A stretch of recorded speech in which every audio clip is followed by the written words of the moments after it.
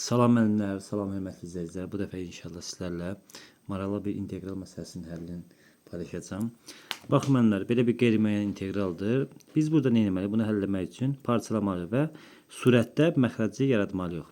X plus 7 bölünsün x plus 1-dir. Baxın, bunu belə yaza bilərik. İntegral x plus 7-ni yaza bilərəm necə? X üzərinə olsun 1 və üzərinə olsun 6 kimi. Bölünsün x plus 1 və dx qalır yerində. İndi isə bunları ayrı-ayrı məxrəclərə yaza bilərik. İntegral bölünsün x plus 1 dx üzərinə gəlsin 6 yəni integral bölünsün x plus 1 dx.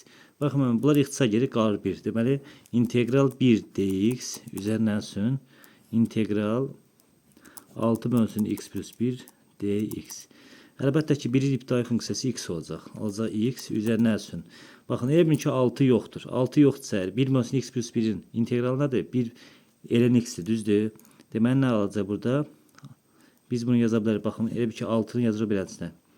6 vurulsun integral 1 bölünsün x plus 1 kimi yaza bilərik. İndi isə bunun cavabı nə olacaq? 6 vurulsun ln x plus 1 və üzərinə bir dənə sabit. Cavab budur.